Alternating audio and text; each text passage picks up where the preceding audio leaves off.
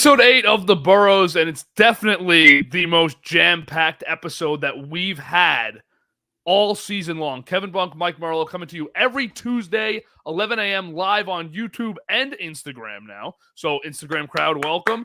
We're also on Spotify. If you missed the episode, check it out later on Spotify, or if you're driving in the car, that usually gets up before about 1 p.m. You can, of course, find our clips on Instagram and TikTok as well. And check us out on X at BTO Media. So, Mike, Mets 6-game win streak. The Grimace Mets are back. The Yankees entering their biggest series of the year. We got some crazy stuff that Carl Ravitch said. We're starting a new trivia segment today, and I haven't told Mike about it because I want to surprise him with it, but it's a fairly easy first day, and what we're going to do is take trivia about eras. So it's general trivia. It's not like which player did this on October 1st, 1973. It's today, the era is 2000 to present day. That's the trivia question, is about that time period. Mike, it's going to be right up your alley. We're also going to be starting a new gambling segment today called Hitting for the Cycle, where we pick a player to hit a single, a double, a triple, and a home run. Not just one player to hit all four, but four players to hit each individually. And the first round of All-Star break voting came out yesterday, so we're going to take a peek at that as well as some other stuff around the league. But, Mike, it's a Mets day. How are you feeling? I can't believe it's a Mets day. You know, we do these episodes, we plan for these episodes, and, you know, like the last couple, we were like, all right, well, maybe we'll talk about the Mets because there was no point, only to rip the Mets. Kevin, it's a great day. It's a great month. I can't believe June is a great month for the New York Mets, but it is, and they're playing so well, and there really is, in my opinion at least, and we could discuss this, there's a lot to be optimistic about in terms of this run, because I think there's a lot of things that they can sustain here. Yeah, the Mets 6-game win streak ever since the Grimace first pitch, but really, that's just the joke. It has nothing to do with the team. It's been a nice morale builder. They look good, though, and they've beat a couple good teams, sweeping a couple good teams. Now they started with Texas last night, but it's not just, oh, we beat Texas 2-0, 2-1. Texas stinks right now also. I don't care if they just won the World Series last year. They stink right now. This is a bad team, and I'm not saying that to discredit the Mets. I'm saying that as a way of, it's nice to see the Mets come out and just kick the crap out of them last night, because if they didn't, I'd be saying, well, the Mets are just skating by against good teams for 2 or 3 weeks. It's probably not going to last, because that's usually how that goes when average or bad teams do that. But in an NL race that's wide open, filled with some bad teams, the Mets don't feel like one of the really bad ones involved in this race. No, they don't. And they faced a good pitcher last night. John Gray was having a very good season up until last night. He can't pitch against the Mets in his career. But, yeah, that NL race is just, it's brutal. And I got to pull it up here if that's the one thing I forgot to do. But there are some teams, Kevin, where you say, oh, they could give the Mets some trouble. And you look at teams and, you know, like the Giants, and they have the season series over the Mets already in June. That's done. They're not playing them again.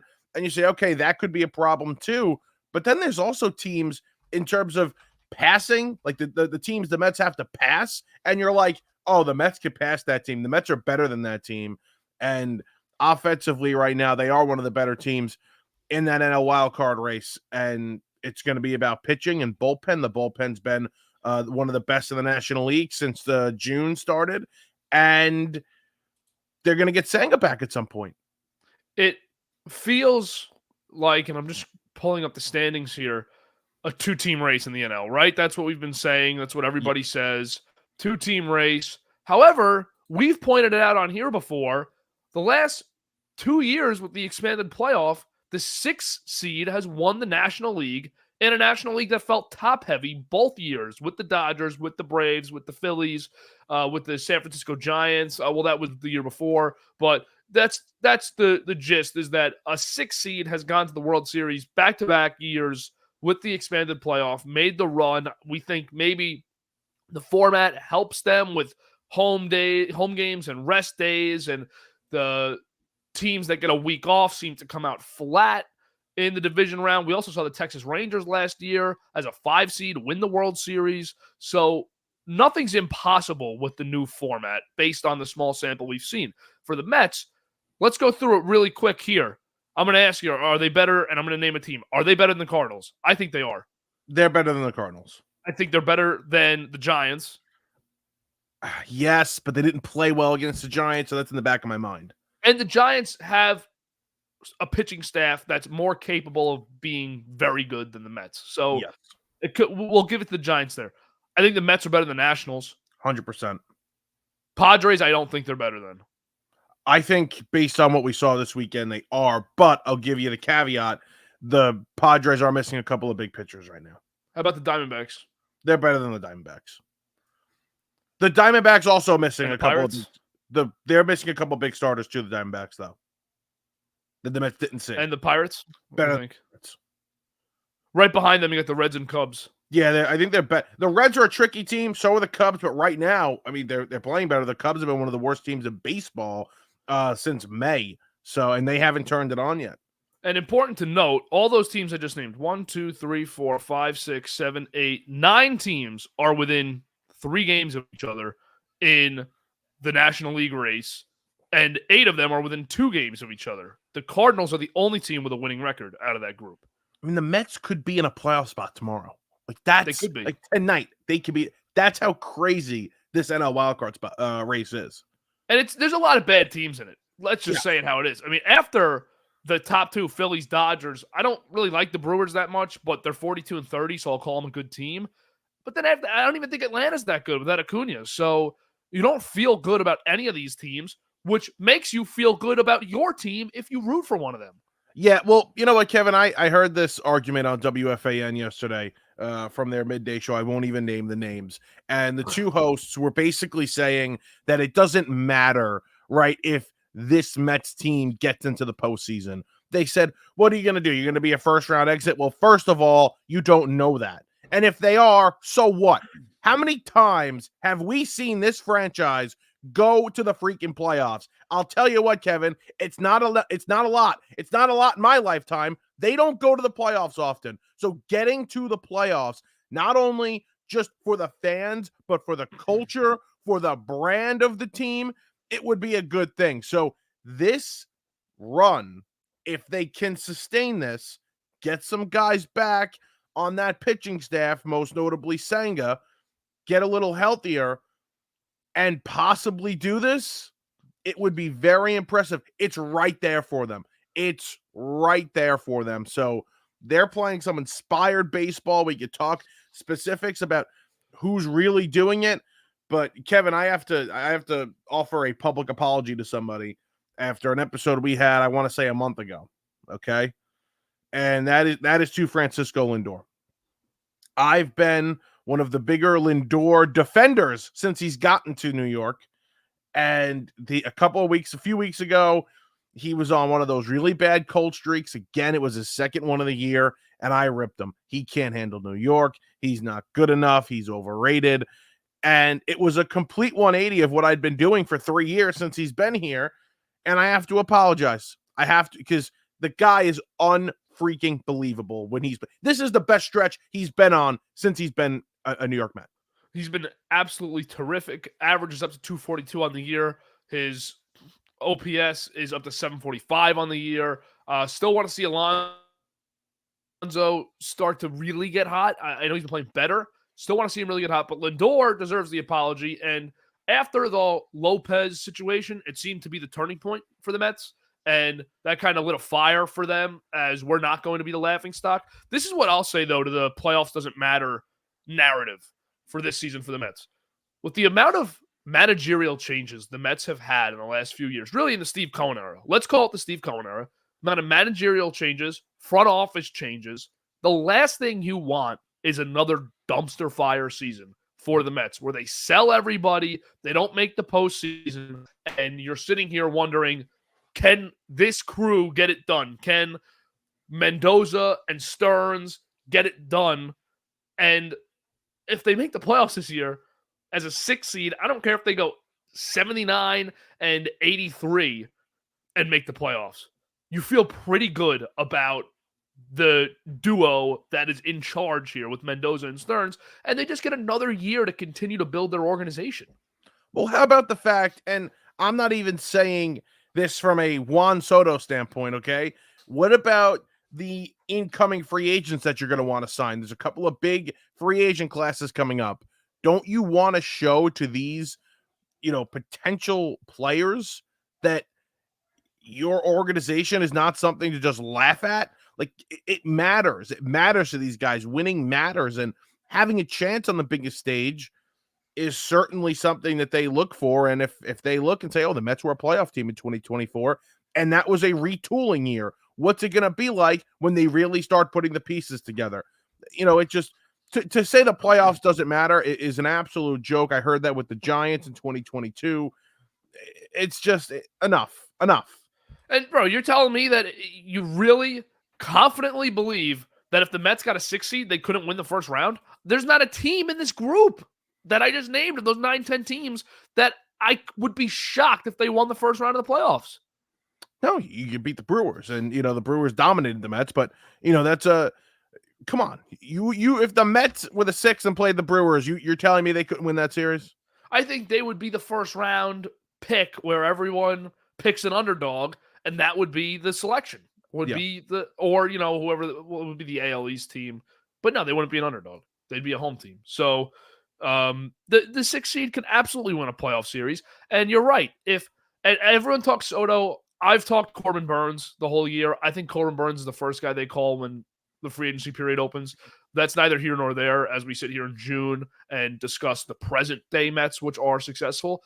But you think Corbin Burns is going to come from Baltimore, where they probably just won 105 games, come from Baltimore, sit down with the Mets while also negotiating with Baltimore new ownership there, and a same or near total value contract is going to move the needle if the Mets don't make the playoffs and the Mets are a joke to finish out the year and they traded everyone? This is so important to make the postseason, to be featured on that bracket, to be featured on national television for that weekend. Whether you win or lose, it's a place that you can go and make the playoffs when you have an owner who spends. Because I tell you, Cohen spending the money he spent and the amount of money, whether it's active payroll or not, because of the Verlander, Scherzer situations, whether it's active payroll or not, the amount of money Mets spend looks terrible for a team who doesn't make the playoffs. It's embarrassing for a team who doesn't make the playoffs. So how about we get in here or finish 1 or 2 games out, keep it relevant the whole year? That'll go a long way in so many different areas of operations. And there's pieces to sell off, right, Kevin? Like Severino would get a decent amount back, and Martinez, the way he's hitting, would get a nice amount back.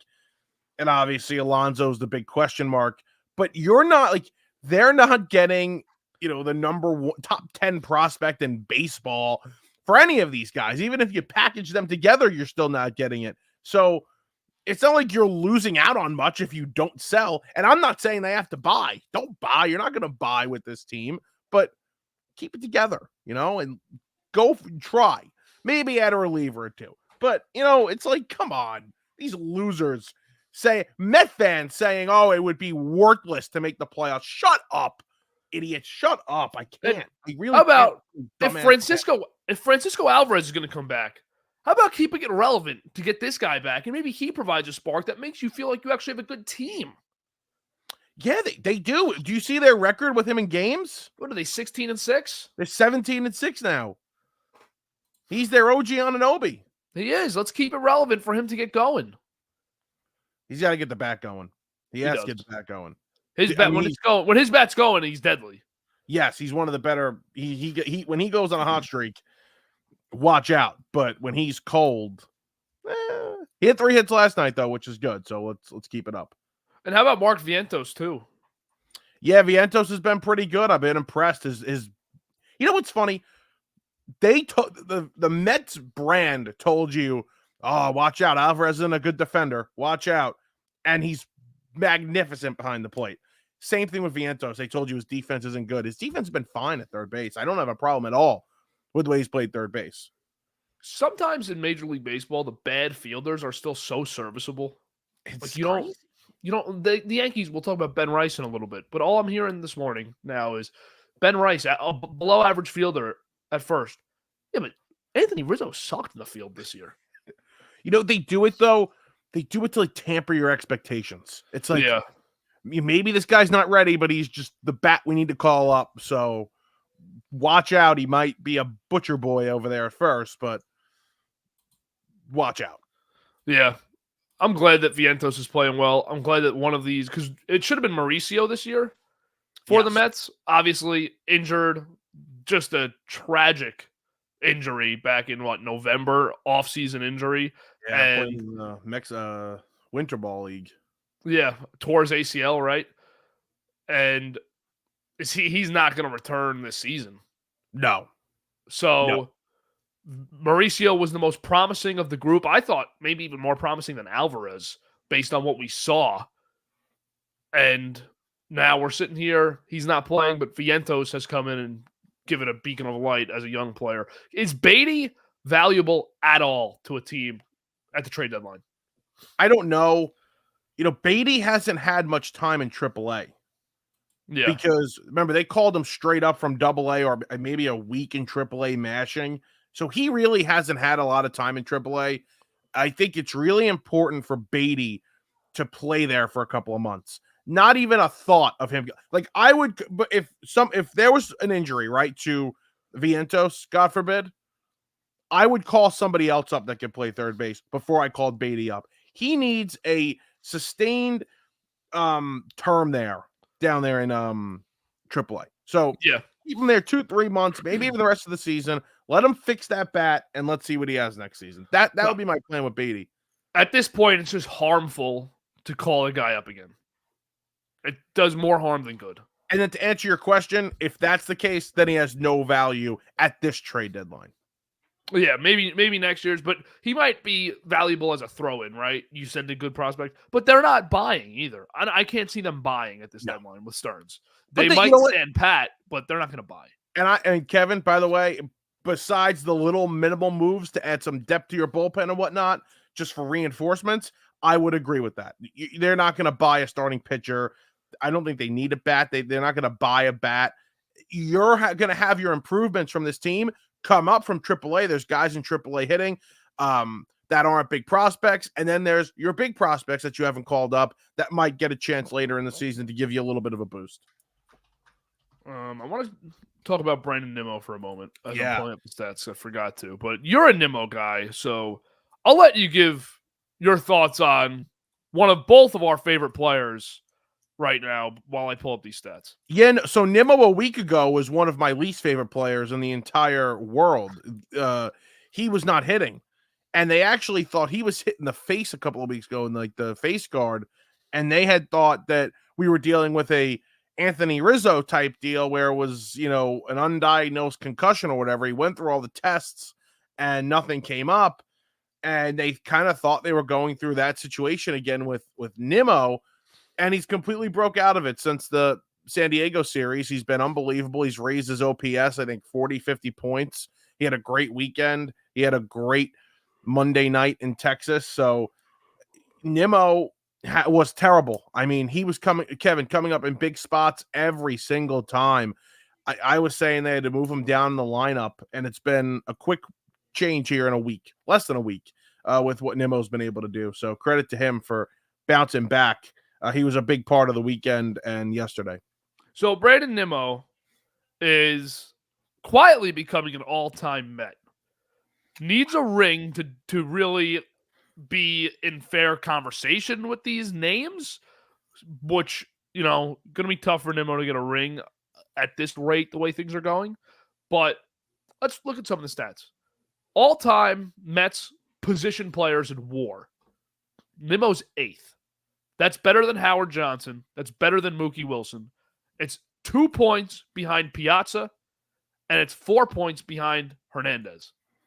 Wow. So he's going to pass Piazza and Hernandez in Mets WAR in his career. How many points is he behind Hernandez? 4. He'll pass Piazza this year. He'll pass Piazza. He's a 4 or 5 WAR guy a year. He's only at 1.5 right now. And then Jose Reyes is 6 points ahead.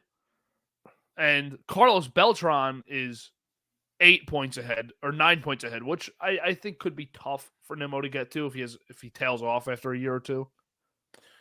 Kevin, Nemo's here for 7 more years. He is. If he doesn't get into that top 3 at this point, it would almost be a disappointment. Yeah, I'll tell you Nimmo's this. at 22.6. Beltran's at 31.1. He better get to 30. He better get to 30 by year 3 here. But he's a forgotten Met. He's a forgotten Met. And this is a great topic to bring up because, Alonso might be leaving. And the guy that is here, I mean, he's the longest tenured in terms of being here with the core of this team. But he's really bursted onto the scene the last 4 years now. And he's been a big time player for this team. And it's crazy to say that he might end up being an all-time Met just considering how long he's going to be here. Yeah, he's going to be because and that was just the first stat. WAR, he's 8th. And David Wright, for context, is the leader, 49.2, and nobody's close to him. Darryl Strawberry's 13 points back. Mhm. But WAR, Nimmo's 8th.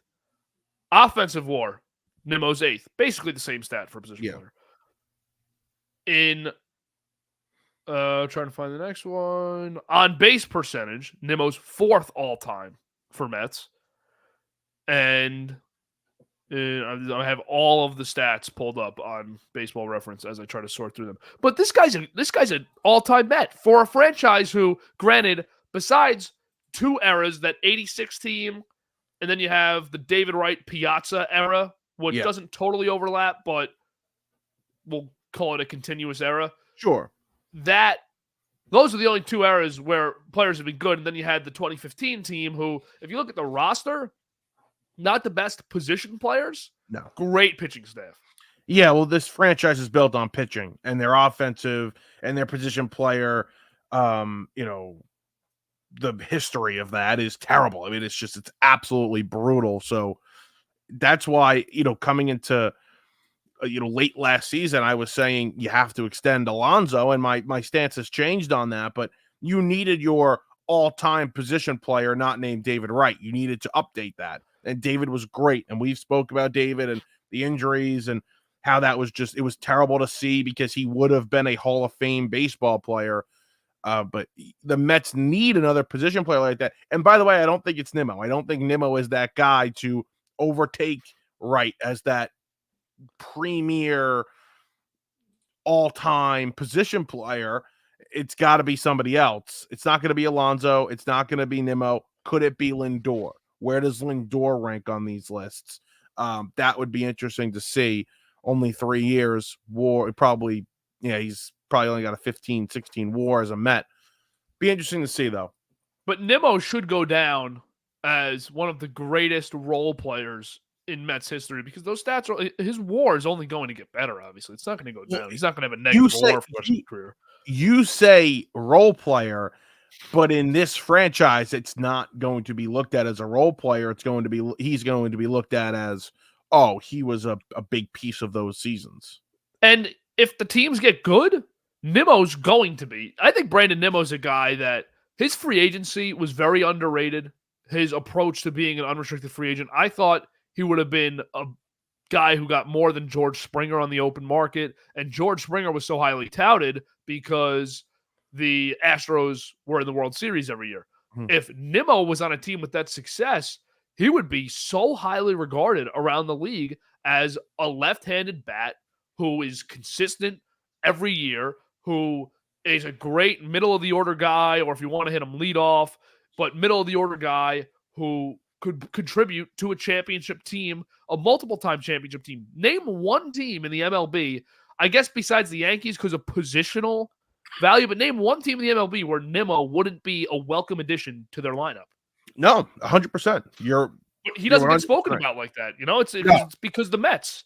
He's forgotten about in a lineup with Lindor and Alonso, and now, for a couple of years, Marte and who am I blanking on right now? And then the young kids, he's just forgotten about. Jeff McNeil wins a batting title. So it's a lot of that has to do with how quiet he is too. He's a very reserved guy. But I think now he's become the leader in that locker room. People think it's Alonso and Lindor. It's actually Lindor and Nimmo. Yeah, I think it's Nimmo first. Yes, because he's been there the longest. Been there the longest, and he's just the way he carries himself is a leader. You know he works his tail off. You know he's quiet, never causes a problem in that clubhouse. And every year, he's consistently good. The players on his team know how valuable he is. He's one of those guys. And until they get to a bigger stage, he won't be shown that way nationally. But the players on that squad absolutely, and the people in the organization absolutely know how valuable he is. And granted, he had gotten paid, so it really didn't matter in terms of a contractual situation. But David Stearns calls him up this offseason. David Stearns just gets here and says, hey, Brandon, I know you're the longest tenured Met. I know you've become good at center field. We actually want to upgrade our defense in center field. How would you feel moving to left field? And with no hesitation, he says, 100%, go get somebody. And then Stearns calls him right before they make the signing. Hey, we're going to sign Bader to play center. Oh, he's amazing out there. Yeah, totally. Like, that's the kind of guy he is for the team, for winning, and you got to love that. You got to absolutely love that. So we'll get back to the Mets in a little bit, unless you have anything else you need to talk about right now. JD Martinez is the greatest player ever. That's it. JD Martinez. So this is actually something I did want to mention. I'm glad you mentioned his name. Not signing JD Martinez in 2022 was such a miss for the Mets. Having him now is awesome because he's a great DH. Oh, you mean trading for him in 22? Not trading for him in 2022. Okay. Yes. Because he is such an obvious, great designated hitter. Mm-hmm. But nice to see him out there at the Mets right now. He's been awesome. Great. Carried them. He has been absolutely awesome. And I love JD Martinez. JD Martinez and Justin Turner. What's Justin Turner's stats look like right now? I don't think they're very good. He's just a professional hitter. Like, every time he comes up to the plate, he's not going to swing at bad pitches. He's going to put the ball in play if he has to, get that big hit. Unbelievable. Love him. Yeah, Turner's not been that good. 22 RBIs, hitting 232. Blue Jays are horrible. Yeah. Blue Jays are terrible. All right, Yankees lost the series at Fenway to Boston. It really doesn't become a panic series for me, as many Yankee fans have decided to make it.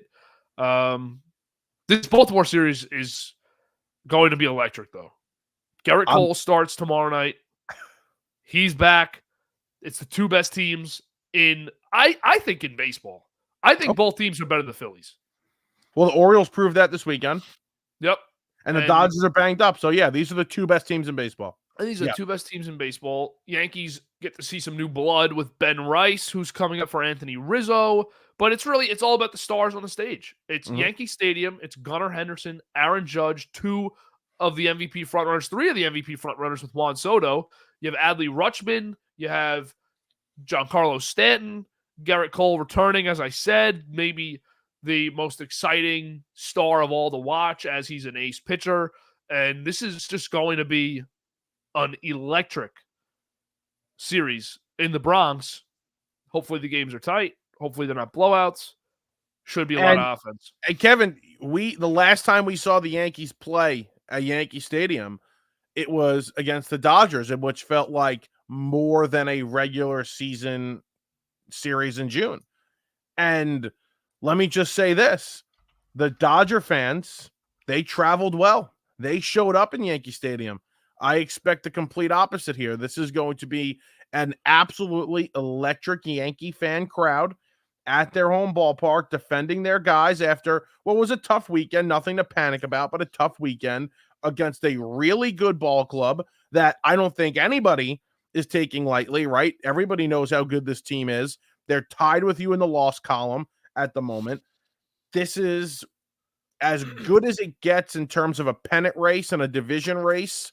And the electricity that's going to be coming from that building on June 18th is going to be something else. So I'm pumped to see this. I absolutely can't wait. I'm going to be at the game tonight. So I'm excited. I'm really excited to see Gunnar, to see obviously Soto, and to see Judge for the first time in a while. I haven't been to a Yankee game in a while, so this will be good. Oh, yeah, you're in the seats tonight. That's going to be awesome. I'm in the seats. Also, I just want to plug this because I don't know if you've realized it yet, even though we both know it. A week from today, we'll be sitting here previewing the Subway Series. Yeah, and you know what? The Mets, like the Yankees, obviously doesn't matter. There's going to be buzz with the Yankees. They're the best team in baseball. Mets keep winning. There's some juice to that. Where 2 weeks ago we thought there's no juice whatsoever other than the rivalry of New York. if the Mets continue to win, there's some juice to that series. The Yankees coming into Citi Field. That's big time. It's going to be a fun one. Are you going to go to either of the games? I'm going to try. Yeah, I don't know which one yet, but I'm going to go to one of them. I'll be there Tuesday for game 1. Hopefully, Severino heel, as it should be slated. Be sick. Electric game. I'm hoping that we can get Sevy from last year. The Sevy I remember. They both have the day off Monday, correct? Yes. I know the Mets have a day off Thursday to travel. So, yeah, that could be because Severino's going tonight. So that could be a week. Yeah, it's probably going to be Severino. And I don't know if Cole throws a wrench in heel, but heel's going Thursday. Could it be? Okay, so we get Cole Severino. So we get Cole Severino Monday. You know, wrench in that. That's great. I think that's better. Yeah, I just bet a wrench in my planning of seeing Luis heel, and so I'll be there Tuesday. I'm really jacked for that series though, because look at the Yankees next week, man. It's like a week you might look back at. You will look back at whether it's a first place top seed in the AL or you're the 4th seed and you blew it, because the only way to gain ground in this AL East race is to beat the other team at this point. The Yankees had that great West Coast trip and they came back 3.5 games up. They played great last week. They're 2.5 games up. The Orioles lose on Friday. Yankees win. Yankees lose on Saturday. Orioles win. There's no ground to be gained when you don't play each other. And fantastic. And the Yankees next week is Baltimore for 3, Atlanta for 3, Mets for 2. That's a fun next week and a crucial next week for not just the Yankees, but all the teams they're playing. It's just crazy. I remember thinking this Subway Series, just because, not to interrupt you, I'm sorry. No, but I remember thinking Subway Series a couple weeks ago, because you just mentioned it. I remember saying that might be just Yankees home games at Citi Field. Because I was thinking about going then, and I just got the tickets yesterday. And I was thinking that's going to be Yankees home game. Now it's might have flashes of the September 11th 20-year anniversary series. I don't think it'll quite be that magnitude, because the September 11th 20-year anniversary definitely added some emotion to the games. How about the 22? I was at that first game. That was the most electric crowd I think I'd ever been at a game for. 22, that was great. I'm trying to think, that was the Vogelback was there. Yeah, that was his first series against the Yankees, not his first series with the Mets, but he was there like a week and a half, and he was unbelievable in that week. We were like, oh my God, look what the Mets win both of those games? Yes. They did. And then the Yankees traded for Andrew Benintendi the night after losing the second game. Yes. 15 minutes after the game ended. Because I remember being very upset. I was on vacation, and I had trouble getting the game on. The first night, I had to watch. You know what MLB Network does? They go around the league, and they'll show like an inning of this game, and then an inning of the next game. Tonight. And I had, MLB Tonight. I had to watch the Yankees-Mets game on that while I was on vacation, because I had horrible Wi-Fi. I was in Block Island, and we had a house there, and the Wi-Fi is basically non-existent there if you're not at the library. There's one library on the island, tiny island right off Montauk, Rhode Island. And nice vacation, but I'm watching on the TV, and I watched like 3 innings of the game, and it was crazy because I'd see, maybe the 4th inning, and it was 1-1, and then I couldn't get the MLB app to work. So 30 minutes later, the game would come back on, and it's like 5-2, and I have no idea what happened. Yeah. That first game was incredible. That was the game where Rizzo and Judge hit bombs in the first inning off of Walker. The Mets came back, scored 4 in the bottom of the first, and then it was that until the end, basically. That was a great game. And then, I remember game. Did Gleyber Torres hit an 8th inning home run to go up to give the Yankees a run, like to tie the game? Tie it off of David Peterson. And then the Mets scored in the bottom of the 9th. Bottom of the 9th, yeah. Who was pitching? Wandy Peralta? He might have been. How about, because I remember you bring up the Benintendi thing.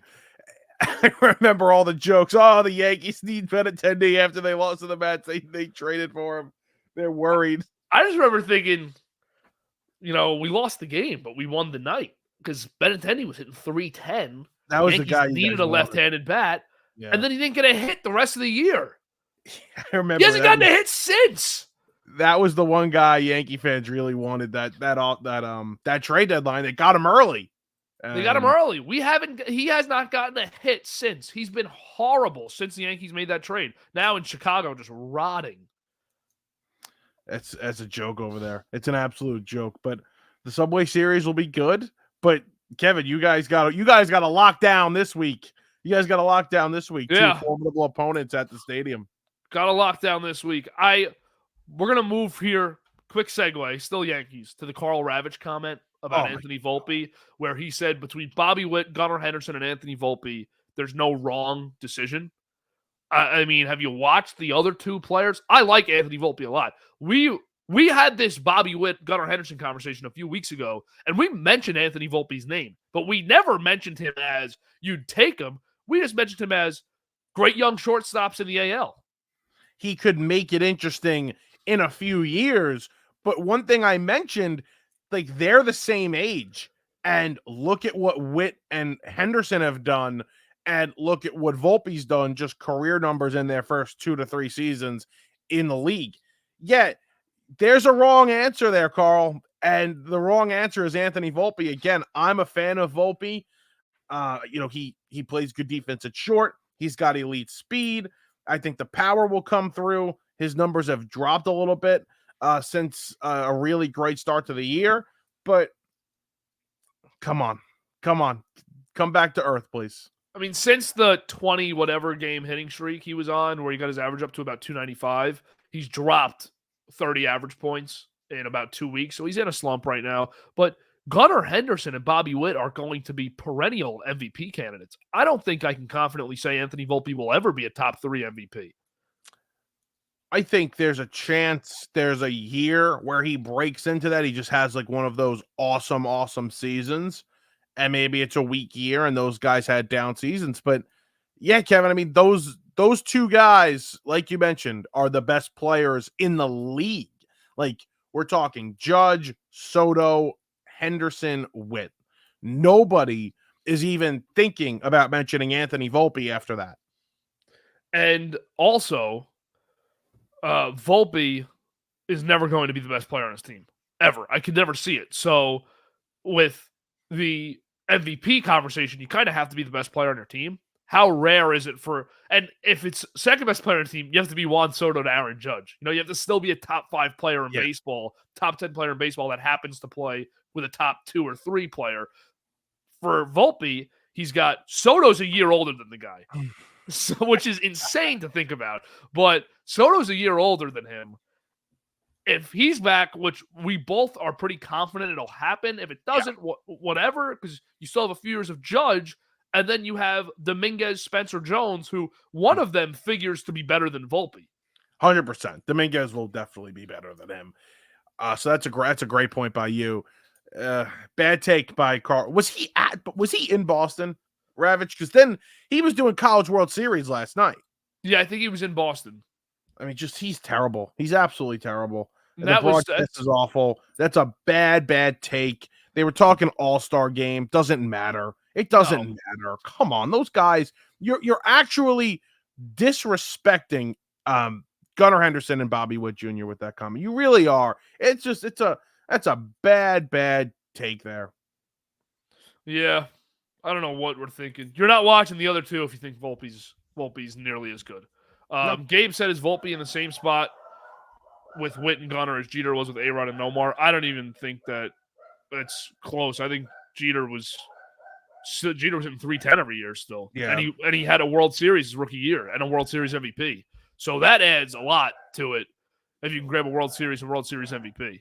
I mean, I like Volpe a lot. I do. I think he's a good player. I think the Gold Glove thing is slightly overrated because I don't really take much value in the Gold Glove. Witt's a better fielder. I've watched a lot of Bobby Witt this year to confidently say he's a better fielder than Volpe. Okay, so there you go. And then look at these offensive numbers. I mean, he's an average major league hitter right now. 728 OPS average, 106 OPS plus, league average is 100. So, I mean, he's not showing you at the moment. He's shown flashes this season of, this is the guy the Yankees refuse to trade, refuse to sign star shortstops for. He showed you flashes of that, but overall, over a long period of time, he hasn't shown you that. So I've been a little disappointed with Anthony Volpe. I saw he hasn't walked since May 31st. Is that correct? Yeah, because they just go at him. He's not getting on base. I think he's still hitting leadoff. He's still hitting leadoff. And the problem in the leadoff spot for him is he can't draw walks because nobody's putting him on with Soto and Judge up next. He's got to earn a base hit. Nobody's walking the Yankees leadoff man. I mean, one thing I think maybe works in his favor for hitting, and it doesn't work in his favor for walks. It doesn't. He should be hitting better because he's getting more pitches to hit. Yep. But they should go get a leadoff guy. I mean, you're talking about this season and not being as good, right? Because your leadoff hitter isn't doing much, but you're also hurting the development of a guy that you expect to be a star player on your team. So I would, because this is hurting him. I mean, ever since he moved to leadoff spot in April, his numbers have dropped. So I would go get a leadoff hitter if I could. Jeter in his age 24 season, just because this is so off topic based on what we're talking about, but Gabe had that comment, and I was just curious. Jeter in his age 24 season was better than Bobby Witt and Gunnar Henderson. I'll be the judge of that. 1999, he turned 25 in April, so I guess it's his age 25 season. 1999, he had a 989 OPS, finished 6th at MVP, hit 349 with a 438 on base. We're talking 1999, correct? Yeah, I accidentally went 99. That's his 25 season. Okay. His 24 season, he was not better. That's the best year of Jeter's career. Fair. I'll give it to you. But that actually, think about that. That's with Nomar and A-Rod in the league at the same time. That's a wicked trio of young AL shortstops. I'm gonna push back, Kevin. I would say Gunnar still would. Yeah, because Gunnar's gonna in OPS plus and OPS. He's in the home runs. He's gonna outproduce Jeter. I would push back there, but Gunnar almost has as many home runs as Jeter. Jeter does that whole season. Gunnar's a different kind of player. He's unreal. He's absolutely unreal. Can't wait. Can't wait to see what I can do, man. Gunnar is excellent. How come people say Jeter doesn't have a Gold Glove? Have you ever heard someone say that? He doesn't have a Gold Glove? A bunch of people say that. I never brought this up on here. A bunch of people are always like, Jeter never won a Gold Glove. He won like 6. He has 5. I mean, I've never heard that. That's like a Red Sox. I've heard that from Red Sox fans. Like he couldn't field. I mean, people say he's an overrated fielder. Yeah, but he could field. That's like what we were talking about before. People like to say that players are bad fielders, but you watch the games; they were fine. Yeah. All right, let's go to trivia. I've heard that though. I'm trying to think of who said it to me. Somebody said to me, they're like, he never won a Gold Glove. I was like, what are you talking about? He's 5. He's 5 of them. All right, let's go to trivia. Today's trivia, Mike, is going to be the 5 players who have hit the most home runs against the Mets since 2000, which I believe is the year you were born. That's the year I was born. Repeat the question one more time for me. In your lifetime, 2000 to 2024, which 5 players have hit the most home runs against the Mets? All right. Kyle Schwarber. No. Wow. Pat Burrell. Yeah, he's second. He's second with 42. That's a good pull. It's a great pull. He was the one out of the 5 I didn't think you were going to get. Giancarlo Stanton. Yeah, he's 4. Yeah. With 38. Stanton ever came to Citi Field? Watch out. He loves it. Yeah, remember that time the Yankees played the Rays at Citi Field because of that hurricane and Stanton hit like 63 home runs in the weekend?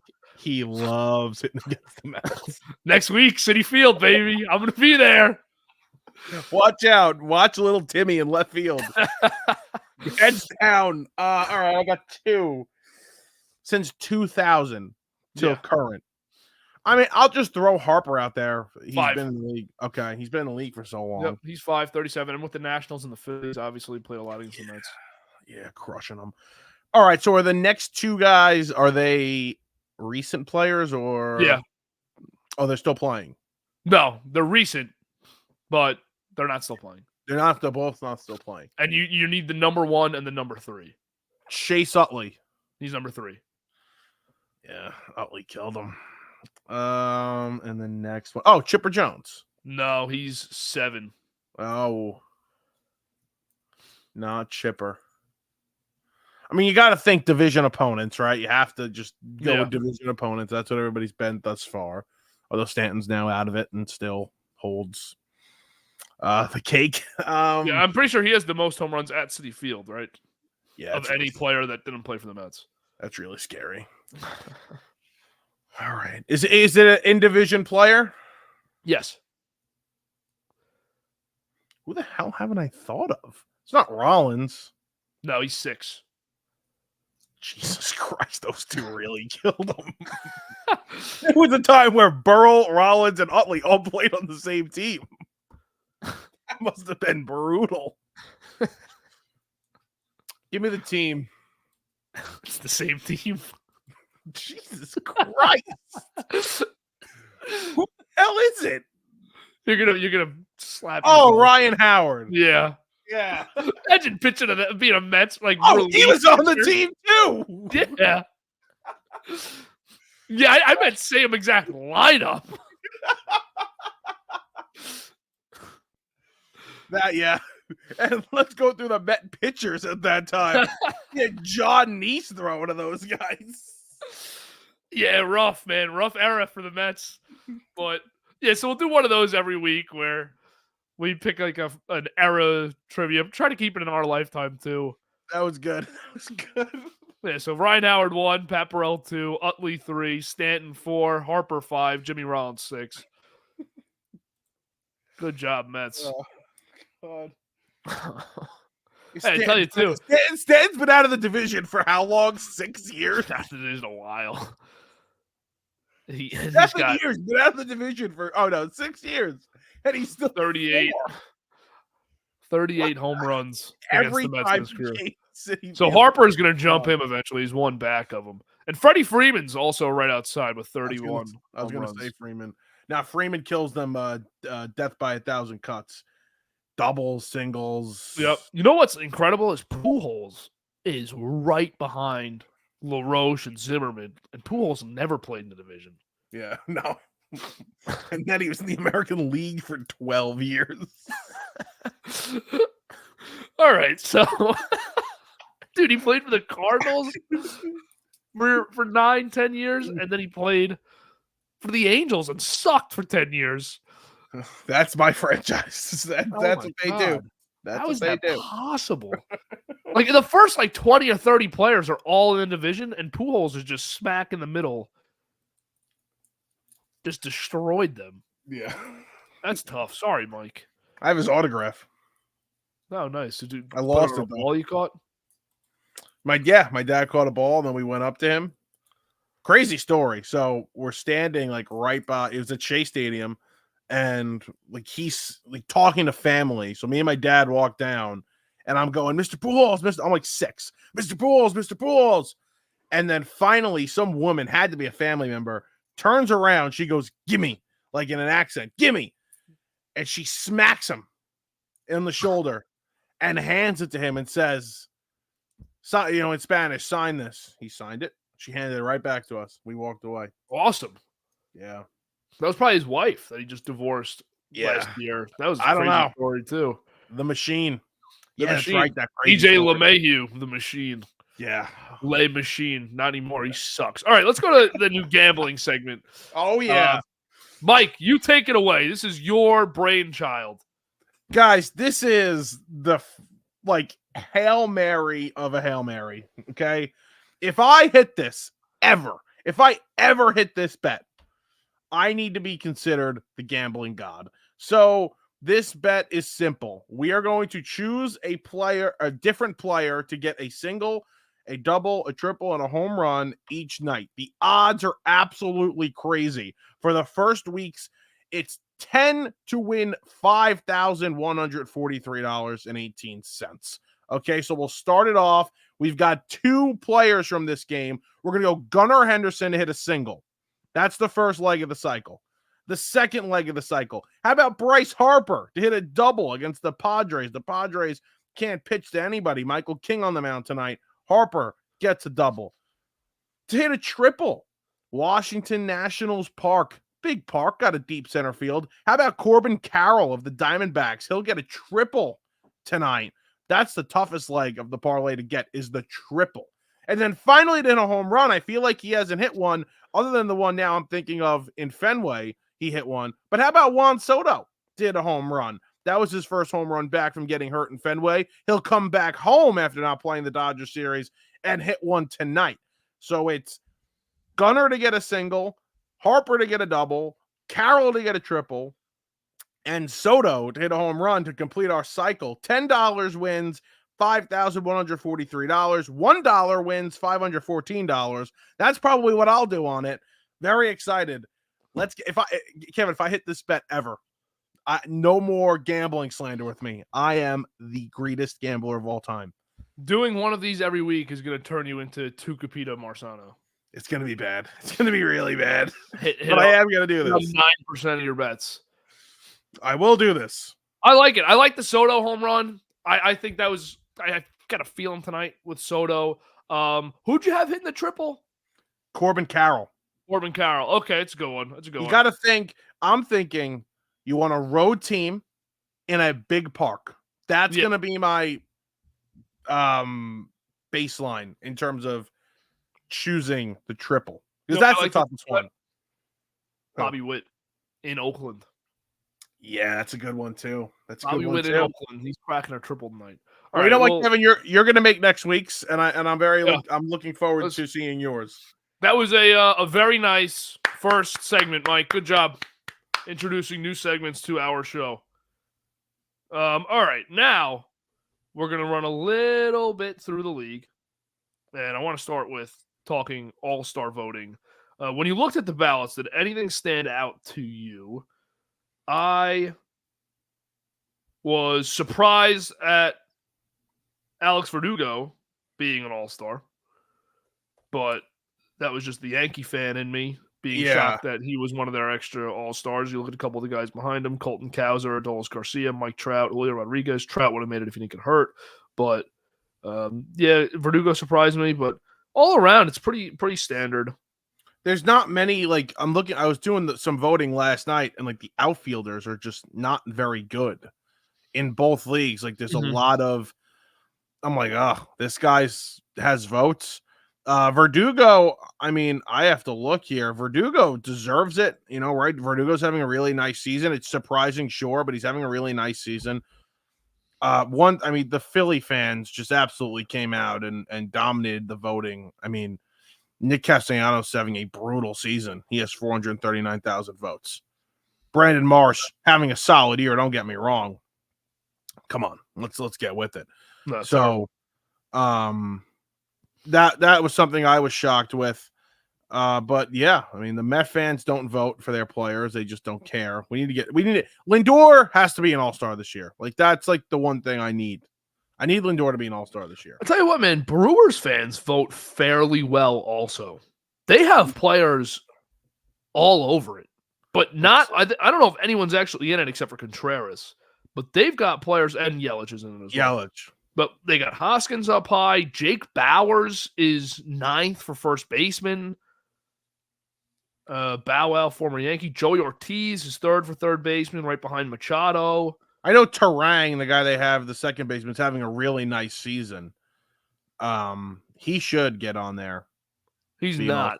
Yeah, he's not on there. You have Arias going to start. Right, he's not going to get in, but he's having a good season. Yeah, and then Marte is 2nd. Bryson Stott really turned into a good player, too. Not great all-star, but he turned into a good player. He's a solid player. Bohm is obviously great. He's just having an awesome year. Where do they have Hoskins? Oh, is it designated hitter? Yeah, DH, wow. Yeah. He's not going to get there. He's not going to get there. He's way behind. But should stay that top 2. No, I think Ozuna. I think Ozuna should be 1. Well, it should. I'm just saying it should remain those top 2 players. But because Ozuna beats him. Ozuna beats him in every category, I'm pretty sure. Beats him in every category, but Ohtani is Ohtani, and yes, that's, of course, how it's going to go. And the league needs him starting. Now, Kyle Tucker's hurt in the AL. So yeah, they got to get him in there, though. They're going to get him in, definitely. If he comes back. If he comes back, he'll play. It's still 6 weeks out. If he didn't play, and if you who manages these teams? Is it last year's World Series managers? Yeah. It is, right? So if you manage them, would you just do a nice thing and start, like a cool thing, start the Yankees outfielders, or no? No. Soto and Judge are going to start. Soto and Judge will start, and then would you throw Verdugo in left when it's Kwan, Santander, and Verdugo as the? No, you got to give it to the guys that deserve it. That's that's a lot. Saying you're an all-star starter, it's something. It is. I'm surprised by third base in the American League too. How about Devers having a fantastic season? And yes, listen, Jordan Westburg's having a nice year, but I mean, I'm pretty sure Devers beats even Jose Ramirez. Birds fans coming out to vote here. Birds fans coming out to vote. They got Rutschman in first for catchers. They've got Mateo in fourth for second baseman. First place is Gunnar, as it should be. And then the outfielders, you have 2 in the top 7 with Santander and Cowser. And not far behind is Cedric Mullins. And you have in the DH, Ryan O'Hearn is at 290,000 votes in fourth. You have Westberg is second for third baseman. He's going to get in probably with the voting numbers. And Mountcastle for first baseman second. So the Orioles fans are pumped about having a good team finally, because that's a good baseball town. They got a good fan base. Yeah, no, it's cool to watch. First base is terrible too in the American League. First base is awful in the American League, but Ben Rice is going to start climbing that pretty soon. Here we go. You have Vlad, who figures to be traded. He's the only first baseman that's really any good. Josh Naylor is actually having a pretty nice year, but still, that's the worst first base American League I've ever seen. It's bad. And in the NL, it's loaded. NL's loaded with names at first base: Harper, Freeman, Olson, Alonso.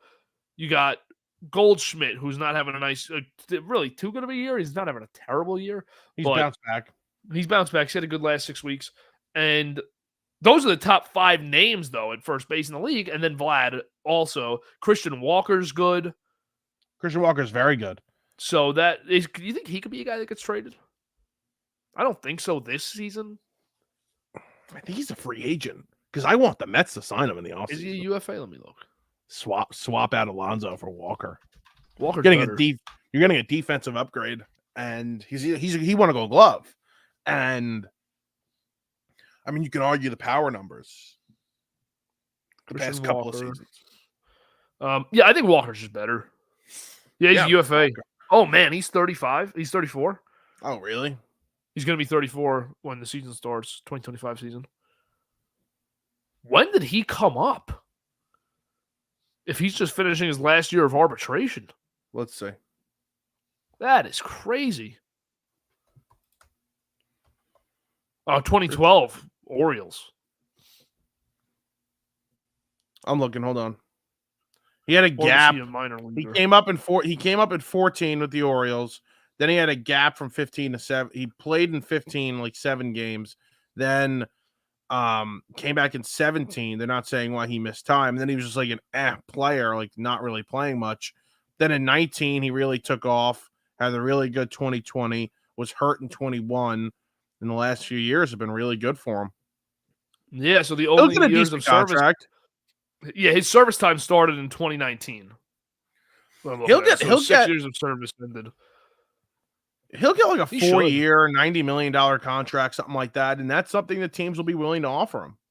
That's a guy the Yankees or the Red Sox, somebody in the American League, probably not looking for a long-term first baseman, try to plug something quick. You got good guys at the rest of the field, which is not the case for the Red Sox, but it is for the Yankees.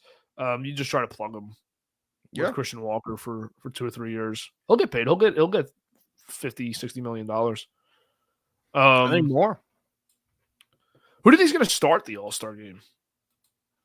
Who are the 2 best? If you made the choice, you're the manager. Who are your choices? So right now you're between right now you're between Heel and Burns in the American League, correct?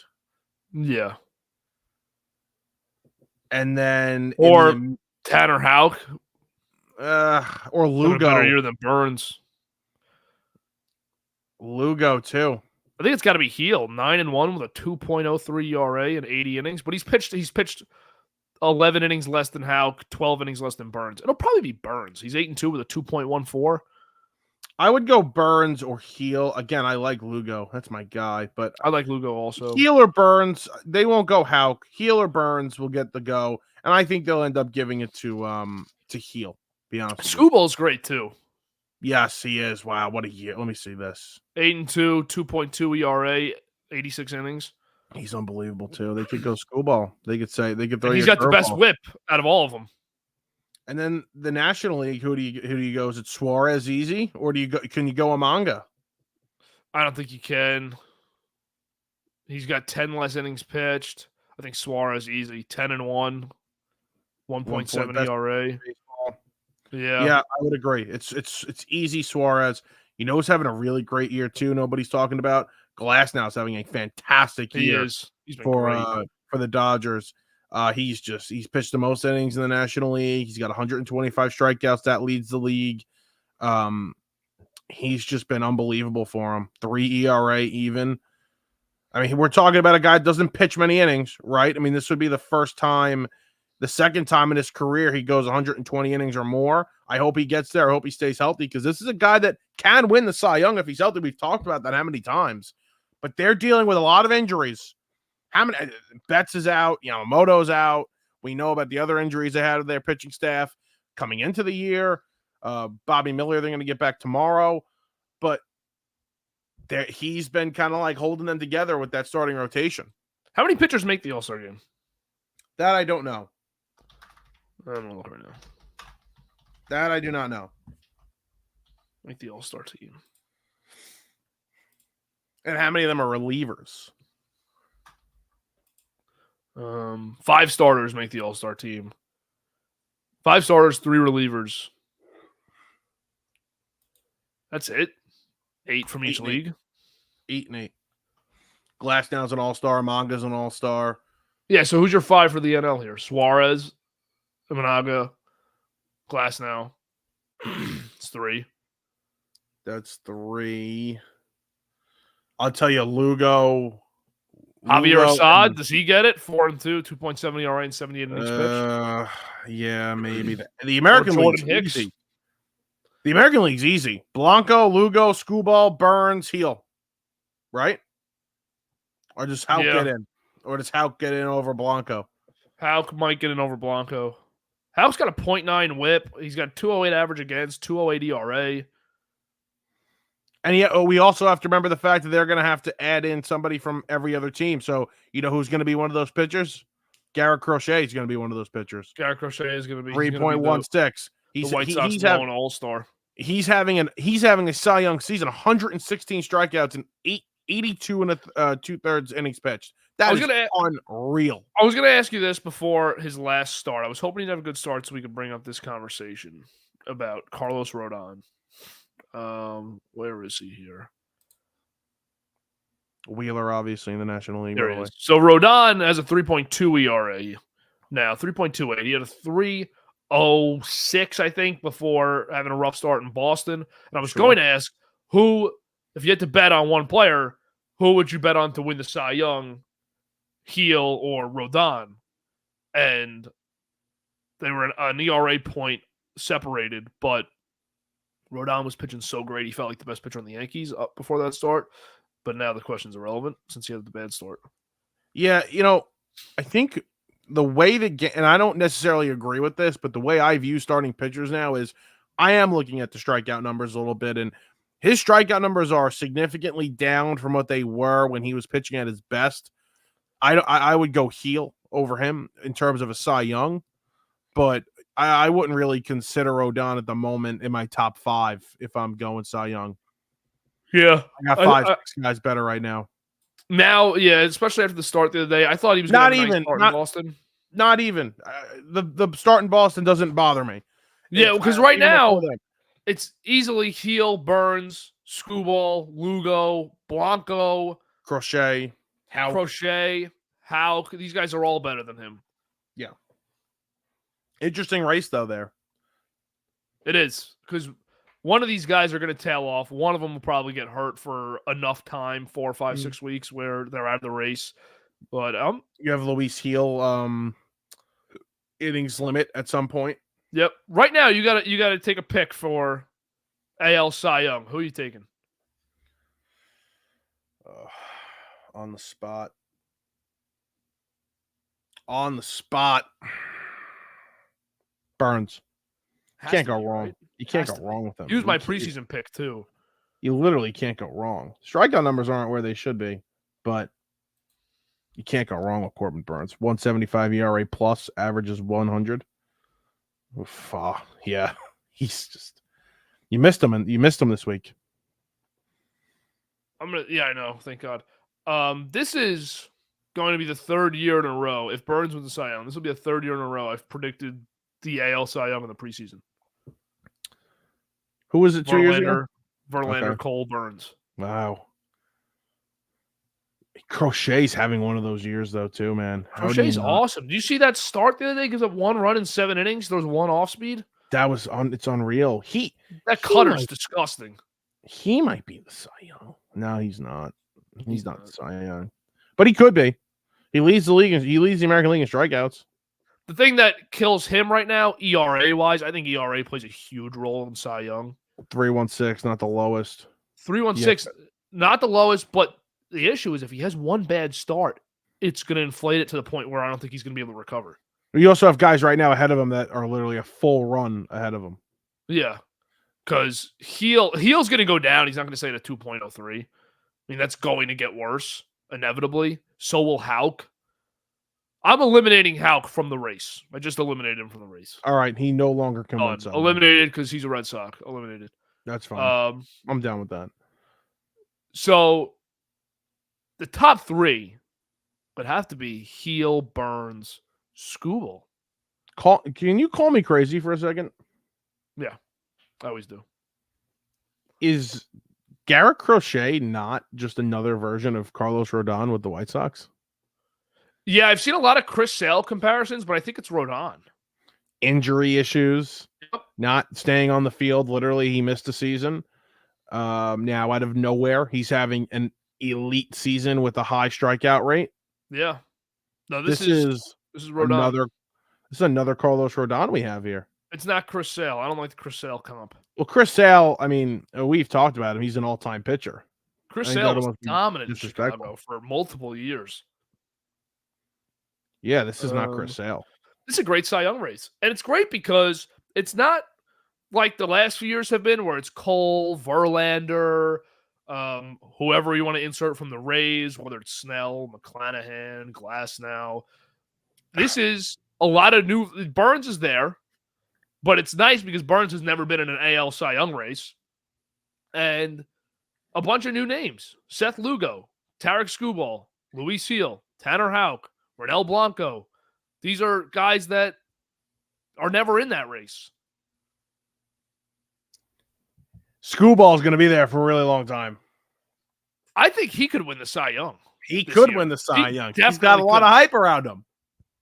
Like, I almost want to make this pick because I think it hurts a little bit in Burns and Heel's case that their teams hit so well.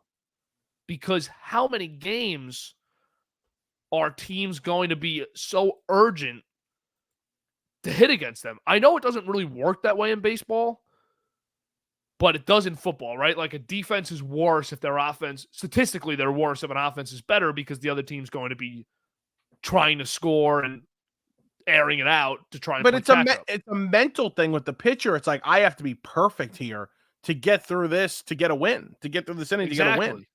Exactly. For Skubal, that's how it is more so than Heel and Burns. Because how many games are Heel and Burns going to be sitting there in the 5th with a 7-1 lead? Yeah. It's going to happen. It's going to happen I think in more starts than not, they will have comfortable leads in the 5th inning. Less pressure. Maybe I Way want to less. change it. Maybe I want to change to Screwball. I want to change it to Screwball. Or maybe I'll go Lugo. All right, Don't so now let me forget ask you this Lugo one. here. Don't forget Lugo here. I'm not, but his strikeout numbers are low. His innings pitched are high. Does he have the most innings pitched in the league? No. In the American League? I think Logan Gilbert does. He doesn't. Logan Gilbert does. Or Yeah, the does he not? strikeout numbers aren't where you'd want them. 174 ERA plus, 97 innings. So he's second in innings pitched. He's 1 inning back of Gilbert for innings pitched. Strikeout numbers are not where I'd want him. Whip is over 1, which he can get down. It's 1.05. You can get that down. It's right there. Batting average against is not great, as it's great, but not for this race. He's at 224. That's worse than Rodon. And Heel's at 142. That batting average against is ridiculous. Heel is way more of a Cy Young candidate than I give him credit for. Yes. He leads the league in ERA, batting average against. He's second in wins. But it's the question of can he sustain this, and then not only sustain it, but will they actually allow him the opportunity to sustain it? Exactly. I mean, last game his last start, they took him out after 5 1/3, and he shouldn't have gotten taken out, but it felt like they were avoiding him going over 85 pitches. 2.03 ERA. Right now, like if the season ended today, I think it's Heel. Season ends today, Heel's going to win it. But Heel's the Cy Young. Unfortunately, season doesn't end. He's still got to make 20 more starts. And will they allow him to do that? And how many innings will he be allowed to go? This is going to have to be a situation where, remember when Burns won it with like 160 innings and Wheeler had like 210 innings or something like that? Yeah. And I mean, I was sitting there screaming, like, how are you not giving this to Wheeler? It's a significant gap between the innings pitched. I think this might be a similar situation. Burns will find himself in, and maybe he loses it because of the guy that pitched less innings was more dominant in those innings. You have to be so much better in everything else for that to happen. And it might, because Heel has been that great. Every time he pitches for the Yankees, you know that you're going to get a good start now. It just, knock on wood, because I don't want to jinx it for Thursday, but that's how it feels. Great race. Cole Heel to finish that series up, too. That's big. Yeah, that's going to be fun. And then the Mets get Cole Heel next week. Nice. It's exactly what we need as we get in a heater. Stroman stinks now. Rodon starting to tail off. Cortez is 3 runs a game, guaranteed. But what you can win with? Who do the Mets get? Heel and Cole. Last year's Cy Young winner. I think the best pitcher in Major League Baseball and the favorite for Cy Young right now. How about this tweet I just saw? Roster moves. Mr. Met has been designated for assignment. Grimace coming up. Grimace in. That's good. Yeah. Let's the Grimettes, as Gabe said. Yeah. There we go. Gabe might win Cy Young with that. You see that form right there? That's huge. Yeah, Gabe, that's like Nestor. That's huge. Grimettes. Also saw another tweet that's really depressing me right now. What is it? Imagine if the Mets didn't blow all those games in May. Yeah, that's always a heartbreaker when you look back at the blown games you have. I have breaking news. So the Mets have been called the Gay Mets in June because they switched their profile picture on X and all their other social media accounts to the rainbow-colored logo.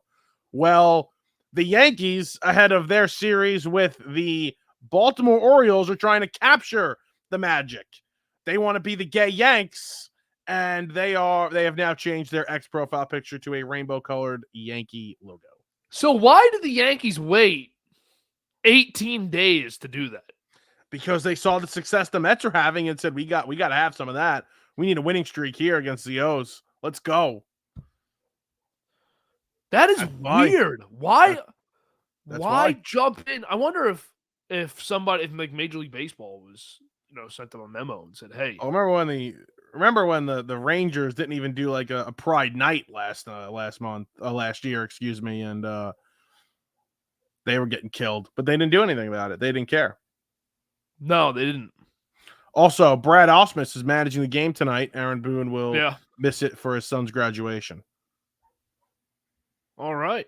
Ausmus, welcome. I think Ausmus is going to get a manager job in the next year or two. Yeah, we'll see.